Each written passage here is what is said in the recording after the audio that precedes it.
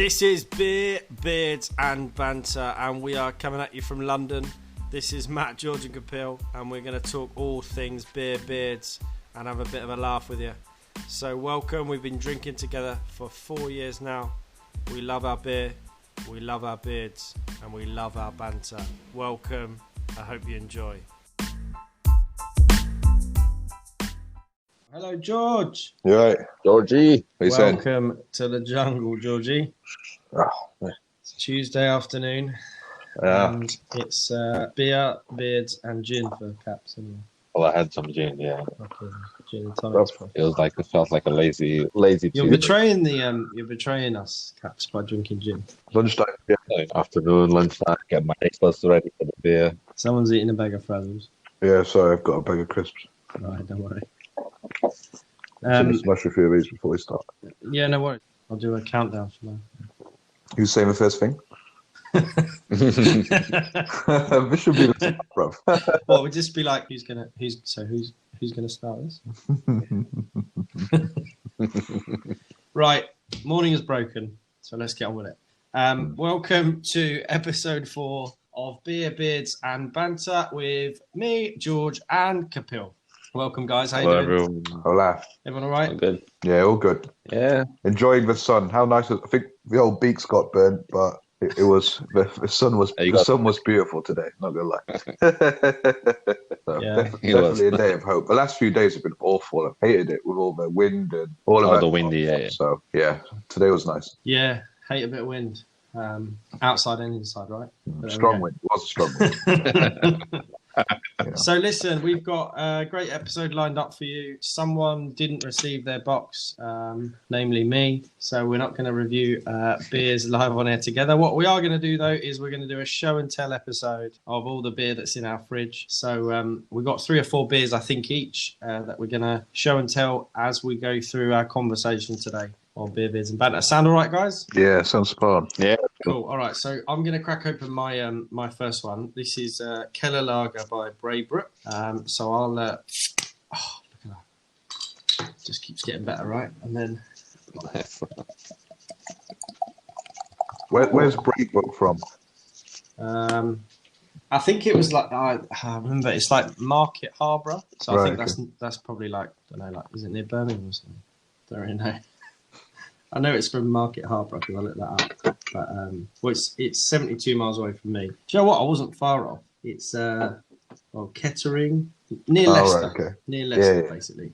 Yeah, so countryside. So look, this is it's nice and dark. That's the first impression I get. Nice and dark. Bit of a different lager. So yeah, all good. What about you guys? What are you drinking, George? I'm on a Brehon Blonde, which from the Brehon Brewhouse in Ireland. Yeah, really nice, really, really crisp. Comes in at 4.3%. It's really nice, but I suppose on Untapped, I think it was, just let me double check, but I'm pretty sure it's quite a low rating on Untapped. Yeah, 3.27 on Untapped, which is one of the lower ones I've seen over there, but it's really nice. Yeah, I think it is a bit harsh, really. But yeah, really nice, crisp, and supposedly goes really well with whitefish, shellfish, barbecue chicken, or food from the Mediterranean. So, you know, it's an interesting beer. I don't know what constitutes a blonde beer. Does anyone know? Like, why is it called Brehon Blonde? Is it just because it's a lager, or is that like a style of beer? It must be a style of beer, right? It must be a style of beer. But then I always thought like Leffe was like a blonde, but that's like wheat beer, right? Well, Leffe's got a lot of different variations, right? Yeah. But I think. Yeah, I don't know, to be honest. Like maybe they've just called it Brehon Blonde because it's quite a good name. And maybe it's a bit of a lager because I had that one like maybe a couple of weeks ago, and it tastes like a lager, right? I mean, it's a nice, refreshing, crisp lager, but it's not like a Leffe Blonde, right? It doesn't taste wheaty. Because I left it to last because I was like, I don't really want to drink this one because I'm not usually a fan of the wheat beers. But yeah, interesting. What about you, Caps? Well, I'm drinking this King Midas from it's a collaboration from Brewhive and Hilden Brewing Co. It's another Irish collaboration. Cool. Irish and Scottish. Yeah. It's got some Slovenian hops on it, so it's quite light. And I think it's not the one that you'd have like on a regular session, but it is a nice beer to start with. Yeah, they've got a few of those, Sweets as haven't they? well. There's the King Midas, Check Please, Golden Gate, and Foxtail, right? Yeah, those four combinations. Yeah, gotta try the foxtail. Haven't tried that. Yeah, it's quite interesting. That one, I was looking it up because I was waiting for my box to come. That's not arrived still, thanks to Hermes. Shout out to Name those and shame. guys. Name and Another smash crate. The amount of it's not about the beer that's been poured away in pubs. It's about the amount of smash crates we've had that have had delivery. Well, that's the true travesty. Yeah, I think we've had a. Well, they haven't been that bad, Hermes, right? So we got the delivery, so we're fine, right? Yeah, it's just me that's been waiting. Thanks. I had one last that didn't come though. Me and you, Caps, we had to wait a long time for one of them as well, right? Yeah. Oh yeah, that's true. Clearly not dealing with that. Well, anyway, this is I found out something. The Hilden Brewery in Lisbon is Ireland's oldest independent brewery, apparently. Yeah, since 1981. Yeah. Wow, look at that. We both know the stats, Cap, so we've not even done the research together. So is that where we're going when we're allowed out then, or what? Listen, what's the brewery you'd want to go to? Realistically, if some sort of reality came about, where would we want to go then to our first brewery? But there's no restrictions on traveling like Ireland, Scotland. Well, they have different like quarantine restrictions, right? Yeah, but I think there's no even if you went there's no pubs open anyway, right? So like the breweries can't open anyway. But do you know what? I think if I was, because I've been to Ireland quite a lot, obviously with my wife and family. I know both of you haven't been, and I reckon if we got the chance, it would be really good to go to do a bit of a tour of Ireland and just jump in a car, get round to like 10 breweries. Because the thing is, like I know the weather's not always great over there, but they do have some beautiful summers. And if you catch it at the right time, I reckon those beers will be fantastic. And I don't know, I just feel like the brewing conditions are really good for whiskey and stuff right over there. So they must be really good for beer as well. Maybe we'll have to sample both, maybe just to check. Yeah, I reckon just to make sure. But I think it's a really good idea, especially if that could be in August time or something like that. Definitely be something to look forward to. Yeah, well, you can get the ferry over, so it's like where'd you get the ferry from? It's a place. Well, you can get a couple of places. There's a place called Fishguard, which is in Wales. There's a place called Holyhead, which is near like Liverpool. Yeah. Okay. So if you drive to Fishguard, I mean, it's quite a long drive. It's like a good 6 hours because it's right at the coast of Wales. But once you get there, then I think it's only like a 3-4 hour ferry to Ireland. But yeah, we could easily do that, right? I mean, I'm in. Yeah. you had me at 10 breweries. Sorry. Yeah, that's it.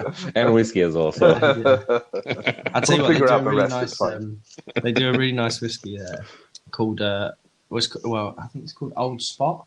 Yeah, it's called Old Spot, and it's an Irish whiskey, and it comes in like Old Spot yellow, Old Spot green, and then I think there's like an Old Spot black or red or something.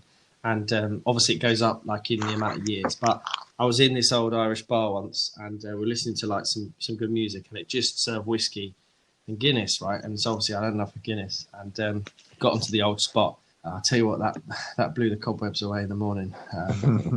It's a really nice whiskey. If you ever get the chance to try it, definitely. That sounds good. Definitely. Well, I'll tell you what, this Braybrooke Keller lager is going down quite nicely. I didn't quite realise that this is unpasteurised, unfiltered, and cold matured for 5 weeks. So apparently it gives it a bit of a richer colour. And they use reverse osmosis water, apparently, which I know what osmosis means because I learned about that at school with potatoes, right? Don't know about you, if you did. I think you're several grades already. But it's fine. It's all about learning, right? It's all about learning. Yeah. Well, you learned something today. Osmosis. Osmosis is where the water goes. The salt concentration in the water outside the potato is less, so then the water leaves the potato, so the potato goes all soggy. You've never done that experiment at school? I don't know. A long time ago. Memory fails. Yeah, maybe in Brazil, Caps they just use like peas or something rather than potatoes. No, we just play football. No experiment. Yeah, fair play. Actually, yeah, got me there. That's quite fun. Oh dear. So, what else been going on this week for you? Watching any good TV shows or listening to any good albums? Anything cracking on? Well, I watched this Dave Chappelle, when he won this award called from Mark Twain. So it's like a special award, and not many people win this. So it's like a lifetime achievement, and it's only 40 something, right? Yeah. So still young, right? And the whole auditorium, it was packed with celebrities and actors and singers and dancers that they were just praising Dave Chappelle. So it wasn't even like a stand-up comedy show on Netflix. Yeah. So I saw it and said, okay, let me try. Maybe it's like good. But it was like a documentary based on the award he won. And it's quite interesting to see what he's done for the community, for everyone else. And it's not just comedy, right?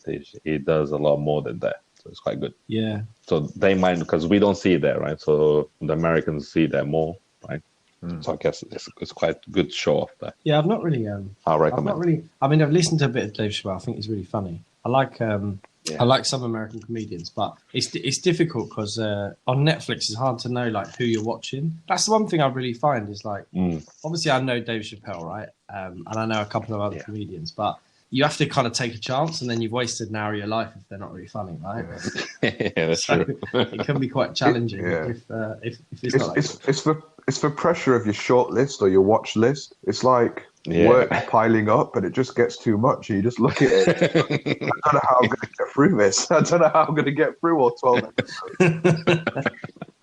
I think someone said something to me the other day, which was they were watching Netflix. You know, when you've been watching for too long, and they go, "Are you still watching?" And you're just like, "Obviously, I'm still watching." Yes. Well, I've been watching The Last Kingdom. I don't know if anyone's watched that.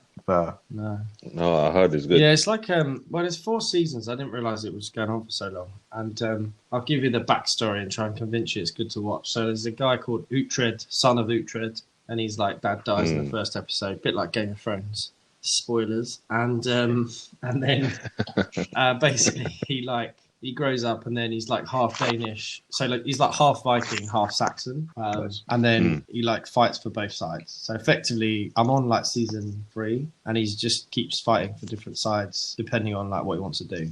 But he's like a really good warrior. So he's a bit like Jon Snow in that like people want to follow him, but he doesn't really want to be king. So it's quite a similar story actually to like Game of Thrones, but it's a bit less, it's a bit more traditional narrative in like the hero lives all the time and then his friends all live and then all the baddies die. Whereas Game of Thrones, like just you never know who's going to die, right? So sorry, the reason I was going to say is because there's loads of good beards in it. So there's this guy called Siegfried, and he's got like a double, you know, like how they tie their beard at the bottom, these Vikings. Well, he's got like a like a double tie. And so then I was like getting Laura's hairbands and seeing if I could tie my hair like a Viking. I should try that. Well, I think you should and take some photos and then we can post them, right? Yeah. That would be funny. So yeah, that's what I've been doing this week. Watching that. What about you, George? What have you been watching? I finished off Wild Wild Country, which I think you've seen a few episodes, Matt. That was really, really good, really interesting. Yeah. And then today I just went on a really long walk, and I think I walked about 8 or 9K, I think, in the end. I just went through, walked down the canal all the way through Victoria Park, and it was just, the weather was beautiful, you know, took a few casual work calls when I was out there, and then just wandered back. So I think I just think making the effort to keep going outside and getting that fresh air because, I'd hate to know how many hours I've sat on that sofa in the last 8 weeks. So it's just nice to get and see something new for sure. Yeah. Are you guys ready for your second beer yet? I think I'm about to start my second one. Yeah, go for it. Well, go on. Yeah, we'll have to catch you up, George, because I think mine was... Yeah. Well, I was finishing the King. Sorry. Yeah. Well, this was 3:30, so you're obviously drinking faster than me. It's the same size as a can, even though it's out of a bottle. So go on, what's your next one? So not one I've had. I think you guys have had a few of them. It's from Meantime. It's just for London Lager. Yeah. It's 4.5%. Yeah. Apparently the pioneers of modern craft beer. I'll tell you what, I do like Meantime. That's... it's nice, actually. Yeah, really nice. Yeah. I've had that a couple of times on pint, in London. Pint, yeah. Because I think that's from Greenwich. I think Mean Time's in Greenwich. Correct me if I'm wrong. Must be. Yeah, of course. Makes sense. Yeah. Yeah, because the Greenwich Mean Time, right? Oh, of course. Yeah. Listen, yeah. Yeah. It's a good name. You should have a third spot one in a room. Oh, dear. Something you learn. That's crazy. Yeah. I'm going to stay silent for a bit, guys. It's nice because I think in that set I think it came with you got the one you're waiting for, Matt. But I think me and Caps we got the Meantime London Lager, and then have you had a pale ale? I think there's a pale ale in that box as well. Pale ale's nice. Pale ale, yeah. Pale ale's good, yeah. Yeah, very good. Yeah, although I think I never liked lagers, but I think I like the lager more than the pale ale from Meantime. Right, okay. Yeah, I think I don't know why, but I think when you get a good lager, you can't really beat a good lager, right? That's the thing for me. It's like, I don't often drink lager. I'd like to try, I usually go for like a pale ale or whatever, but when you get a nice lager, I don't think anything can beat it. But I think that's probably just our history, right? Because that's probably what we drank growing up. Like yours was Carling, right? Mine was Beck's. Yeah. So I think you just end up like reminiscing about the flavours that you used to drink as a kid. So I think you can never get away from a really good lager. But yeah, that's good. That's good. What you got next, Caps? Then go on. I got this from the same brewery that George had the first one, Brehon Brewhouse. It's Ulster Black Oatmeal Stout. So I'm gonna try this. Try this dark chocolate flavor. Let's see how it is. From the in a glass or from the bottle caps? From the bottle. I'm gonna pour it to see the color, right? So see. That's the one. So the Irish. I can't say anything today. The Irish brewery is in what county was it, George? I've forgotten already. I just know it's one of the 10 that we're going in August. I've printed a map. It's on my wall. You know, I've got the pins going in, the string. I'm plotting the route. But it's not a finished project. We're not off the ferry yet. Yeah, So. yeah. We've not bought the tickets. Not just yet. I have like 40 quid return, which is quite reasonable. Yeah, I don't think it's too bad, to be fair. That's good. Yeah. We just source the car, that's all. All right. Well, Caps, you have a sip of that. I'm going to open my next one. Okay. Let's try. So what this you on, one Matt? is Lost Pier. This one came from... Oh, Lost Pier. Was this Beer 52? Yeah, Beer 52, that one. Okay. Yeah. So I've saved this for a while. Okay. Oh, fruity aromas straight away. Pineapple. What brewery is that? Missing Link Brewery. I'll tell you what, I don't think they're missing a link with this one. Oh, yeah. Yeah, I'm getting pineapple, hoppy on the nose, as they say. Yeah, flavours of mango. It's vegan, which is good. Laura's not going to have a go at me. Nice. Yeah. That's good. So apparently this pale ale boasts a rye malt, packing nuttiness and a dry, grainy finish. Yeah, I definitely get a grainy finish. And it's got Mosaic and Simcoe hops, which, to be fair, as I'm getting more into beer, they're probably two of the hops that rate in my beers of the week more often than not. Yeah. So I reckon this is right up there. And actually, yeah, this is really tasty. Apparently in the Meantime London Lager, the hops are from, it's East Anglian malt. Right. Which obviously makes me think of our King's Lynn days when you're staring out like we are now. Yeah. I tell you what, that side of the country, it's really interesting because if you go up to Scotland on the what is it? It's the East Coast, right? Yeah. Sorry, honestly, I don't know what's going on today. East Coast with an E. East Coast with an E. A silent T.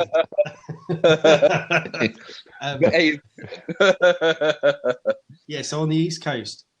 Apparently in the UK is really good conditions for growing the grain that you need for whiskey. And so that's why on the East Coast, like near Aberdeen, there's loads and loads of distilleries, because obviously now apparently they import all their barley from from Holland and places like that because it's perfect. I've seen but that. Back in day, they used to grow it locally. And obviously when they were small batch stuff, right? And it's the same all the way down the east coast of the UK, which means that obviously Norfolk and that area is really good. And the reason is because here's my geography degree coming into play, is because as the weather comes over the country, often it moves from west to east. So what you do is you get in the middle of the UK, there's like mountains. So you got the Lake District, Peak District, obviously Scotland, and that drops quite a lot of the water. So the area in the east coast is often quite sunny, gets like a small amount of water, which keeps the barley growing, but it doesn't drench it. And that's the reason that part of the UK often grows really good grain for them making alcohol. So little lesson for you there in geography. Fair play. Nice. Yeah, silence now. Beat that. Taking Give it us all a in. lesson in Brazilian geographical locations and caps. Well, I haven't been to Brazil for a long time, right? So, What are the and I only live beers, in Caps? What's that? What are the Brazilian beers? Yeah, I want to know that. In Brazil, Well, back in the days, I remember my dad and all this drinking from this brewery. It's called Brahma. Sometimes I see it on like Sainsbury's and all this. is that the bottle where it's The it's a belly of a Buddha? It looks like it. Yeah, sure, that's yeah. lucky actually. That might be lucky. I'm not sure actually. Okay, yeah, I've heard of Brahma. Brahma, and then there was another brand that was coming up at that time was Skull. It's called Skull. So, and then another brand which I know, which I drank when I went to Brazil this time, is from Antarctica. So there's 3 or 4 main breweries, but Wait, the I beer heard the craft. or it's from the Antarctica. No, the name of the company is called Antarctica. Yeah, that would be crazy. Yeah. But I heard a lot of people saying that craft beering is like coming up as well. Yeah. So that's something that we should try to see what's a craft brewery in Brazil, because they do have the weather for that as well. So let's see if I find something, I'll link it to you guys and we can try and order something. Yeah, it's quite interesting, right? Because obviously, like I like Korean food, right? And then I was like looking at some Korean beers the other day, because there's 2 like main Korean beers. There's one called Hyatt and there's one called Cass. And in the UK, like when you go to a Korean restaurant, you often get Hyatt because it's like the staple one. But then I was reading an article about Cass, which is like in the UK you pay a bit more for because it's like more of a premium. But actually in Korea it's the other way around, and Cass is the one that like I guess everyone drinks, and then Hyatt is a little bit more premium. And Gordon Ramsay advertised Cass in 2017, and he got like vilified for it in Korea because it's not a very nice beer. It's a bit like Carling for us, right? So it's like imagine like a celebrity endorsing Carling. Probably you know it's going to be a bit embarrassing, right? And yet when you come to the UK, all the people that eat Korean that aren't Korean like Cass more. So just shows you the impact of like a brand versus taste, right? It's quite interesting, I think. Yeah, that's true. Yeah, because I'm at same with I was saying the Italian beer, the Peroni one, right? Peroni, for example, when I took my Italian friends and said it's not the best of the beers there. Yeah. But here we drink it and we like it, kind of. It's okay, right? So it's like a standard. Well, it was in the top five beers drunk in the UK last year, right? Peroni was. Yeah, it must be. Never not on draft, right? Yeah. Yeah. But you're right, because when I went to Venice and Rome, they didn't have normal Peroni, but they had like the Peroni Nastazo or whatever, which is like the red beer, right? Which is nice. But I think that again, it's like the same thing, right? Whereas the place it's made isn't they don't like it there. We drink it because we think it's like Italian, right? So it's like the marketing versus the taste. Right? Yeah, it's quite interesting. Yeah, true. Yeah. What about you, George? What worldwide beers have you got? Any from Canada? Yeah. To be fair, actually, do you know what? There's some really nice Canadian beers. So there's literally my 2 favorites are literally Canadian. It's literally called Canadian. Right. That's really nice. It's like a bit like Stella. Yeah. So it's quite near Stella. And the other one's called Moosehead, which is really, really nice as well. Yeah. And then in terms of sort of like because it's in terms of the craft beers, you've got Cracked Canoe, which is really, really nice as well. Yeah. But the thing I think it's like a lot of places. I think all this craft beer stuff and everything's up and coming. But I suppose the difference of Canada is you don't really have pubs and stuff as much. Yeah. It's more bars, right? So it's a slightly different scene, if you like, for want of a better word. But yeah, there's some nice beers out there, but I guess same as here, they peddle quite a lot of gross stuff as well. Like Coors Light is super, super popular there. So yeah, but again, I guess that's no different to here at the same time as well. But I think that's definitely an option for us when we want to do an international week. If our beers of our nations, if you like, Canada, Brazil, and whichever we want. Oh yeah, that'd be nice. Portuguese beers we could do, reminisce about Lisbon. Yeah, yeah. So Oh, another place we need to go. So yeah. Yeah, that'd be good. And actually, definitely. it's interesting because when I went, I mean, it was a few years back, I went to America to see my family over there. But the whole light thing is a really big thing for Canada and America, right? Yeah. And I don't quite understand because I was looking up like for a quiz actually the most bought beers in the world. So Budweiser's number one, right? Which I hate. I hate Budweiser. I can't stand it. I think it's worse than Carling, I reckon. But Bud Light was number two. So Yeah. it's crazy, right? Because the Americans love a light beer like Coors Light, Bud Light, Heineken Light. There's loads of beers over there that... I think it's the marketing, right? The light makes a difference. Yeah. Yeah. And a lot of it's also, which, you know, a lot of that stuff is also talk about calories as well. Yeah. Yeah. Like 60 calories of this beer. I'm like, didn't know beer had calories, so you learned something. It's never, my physique would tell you otherwise, but once it's never crossed my mind going, watch that. Can you tell me how many calories are in the time versus the Brehon, please, man? Yeah, that's true.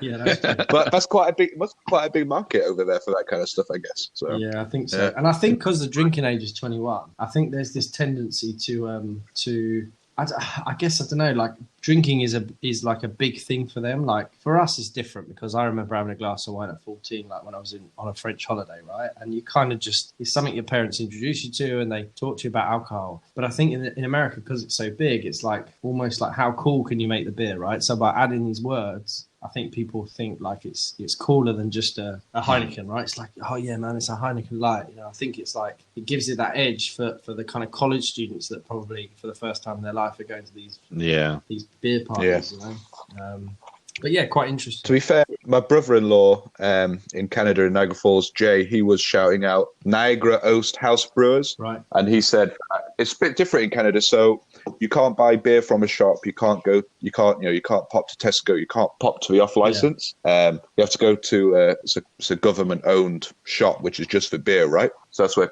most people buy their beer. But this brewery in Niagara-on-the-Lake, which is just outside Niagara Falls, they've been delivering to all of the Niagara region, and he says that the beers are on point over there. So I think we should definitely tag them in. And yeah, so I guess whenever I've been in Canada, I hadn't heard of that place. So I think all of this stuff is definitely up and coming. Yeah, definitely. And I suppose that brings us back to like I couldn't believe we were chatting about it the other day, weren't we? We were saying that the amount of like obviously when all this lockdown comes out, the amount of breweries in London.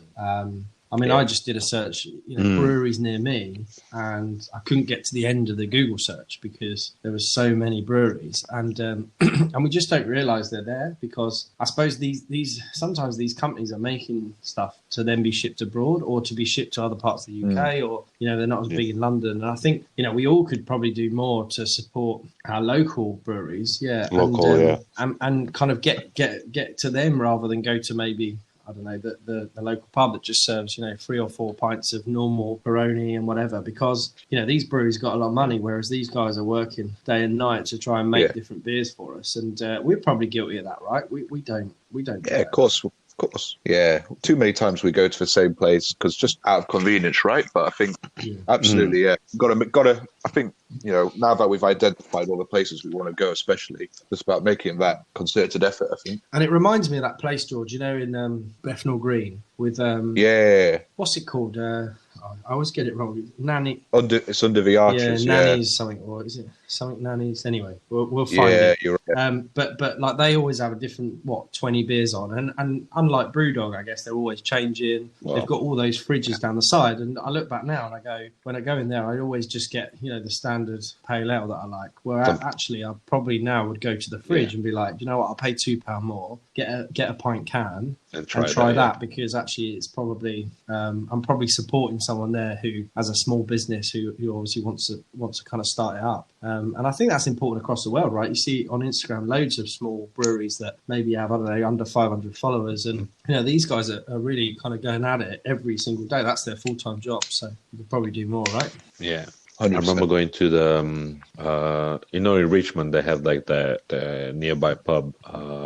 and they have the Yeah, beers on I tap. know the one you're talking about. So it's just random beers. It's nothing that we know of, right? I didn't know of, and to be honest, I can't remember the breweries and all this. But now, because learning more about breweries and beers, probably pay more attention to them and see where they are, what beer it is, and see the reviews, right? Yeah, you're right. And that pub is nice in Richmond. And again, I want to support pubs that support local, right? Because I think that's important. And Yeah. I guess it's it's not run by a brewery who own like 30, 50 pubs and then they're just sending out the same beer, right? And the same barrels, and they can buy it cheaper. This is actually people creating a drink which is like a kind of craft, right? Which is amazing. So anyway, bit of a rant there about breweries, right? But yeah.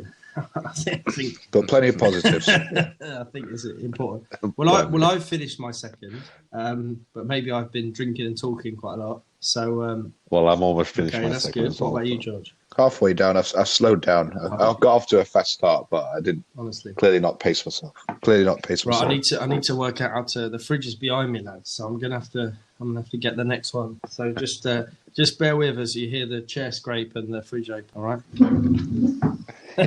I'll try and keep the old podcast running as we go. Right, here we go. That's all right. What we got here? Special effects there. Effects, yeah. Talk us through your fridge. Talk us through your fridge. What's for sale? Are the beers at the top? At the bottom? Are they everywhere? Where are they? All over. You're talking about beers in the fridge. Yeah, talk us through your setup. What's the setup? So, okay.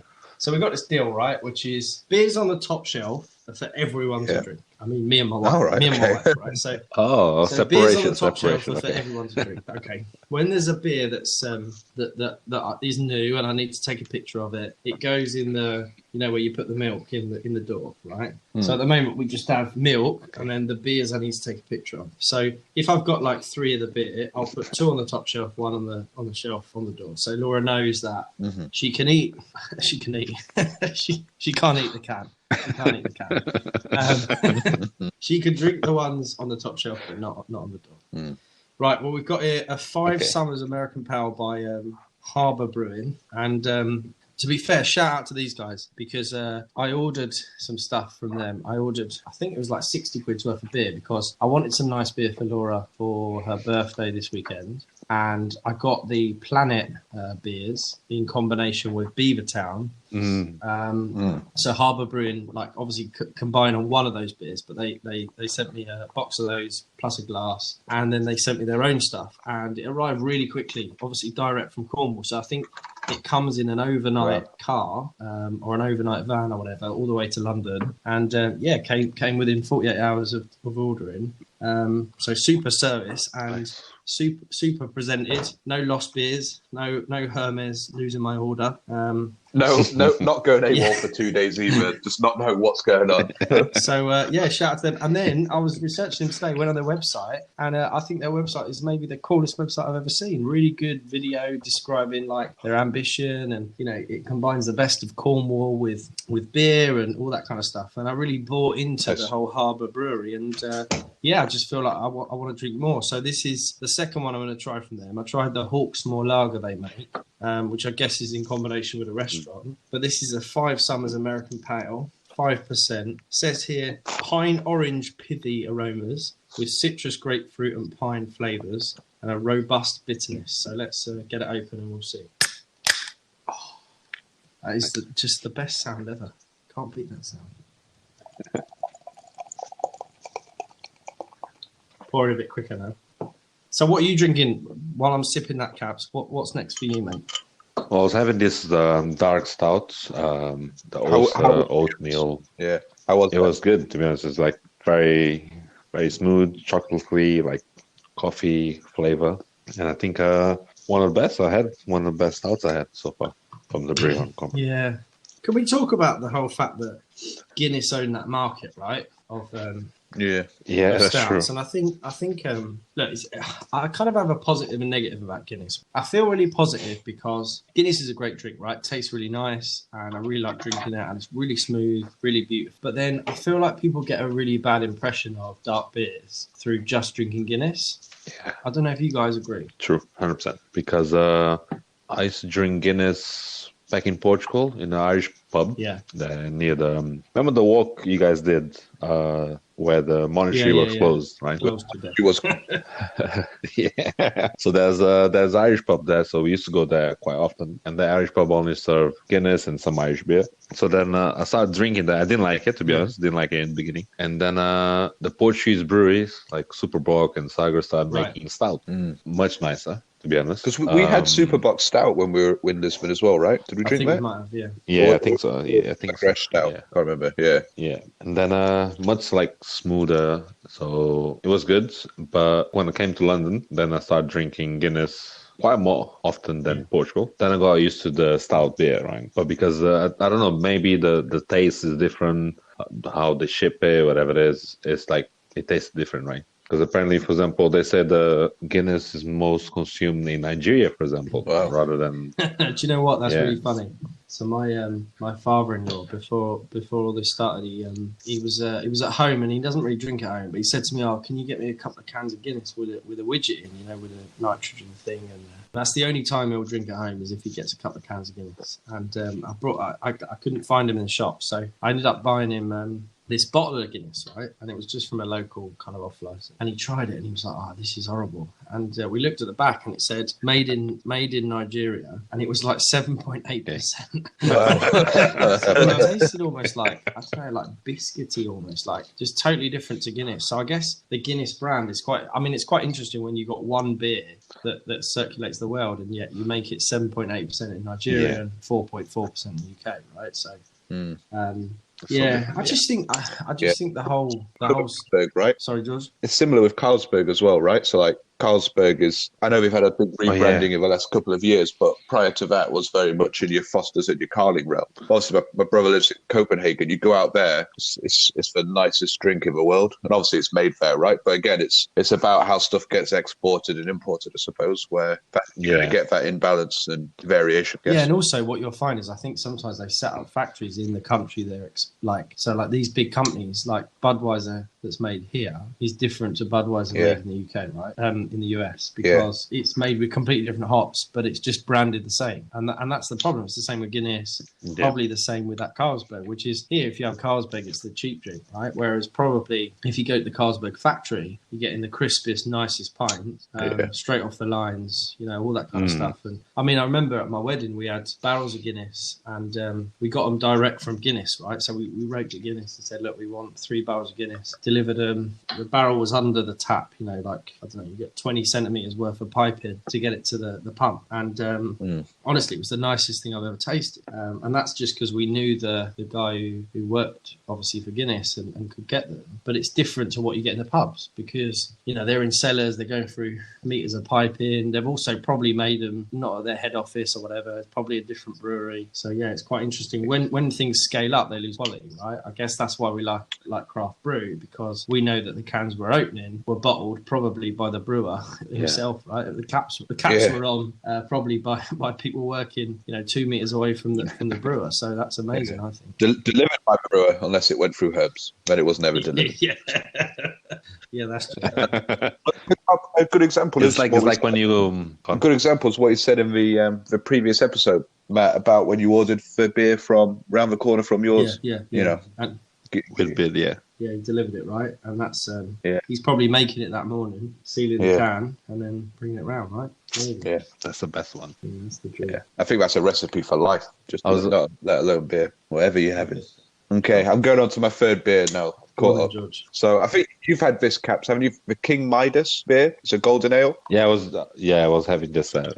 Yeah. Okay. 1 second. See how you find it.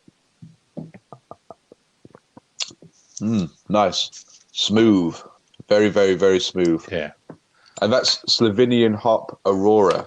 Yeah. Very nice. Yeah. And in the bottle, it describes itself as approachable. Yeah, that's true. When people describe these things like inoffensive, approachable, not offensive, You'll really like it.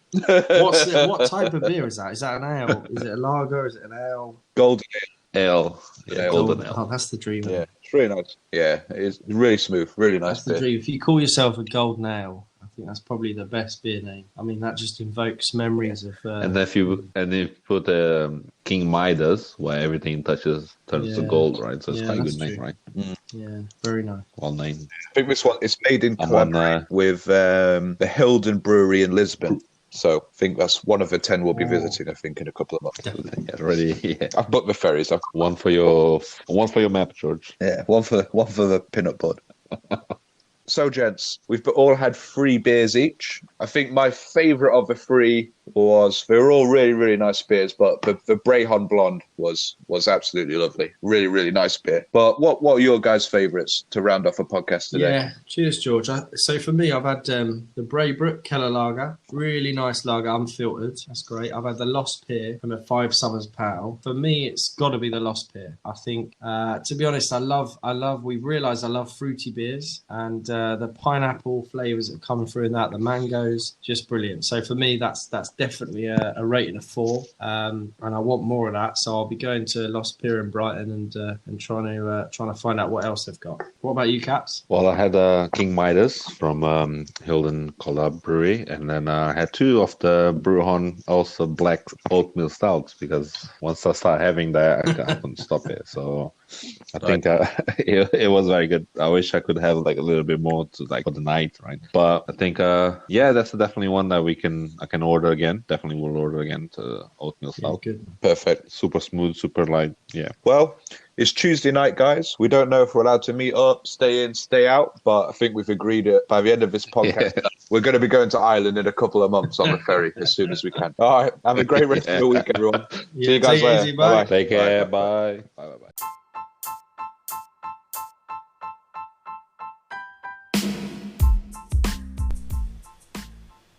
Thanks for joining. Join us next week for more conversations and laughs about beer, beards and banter. Stay safe.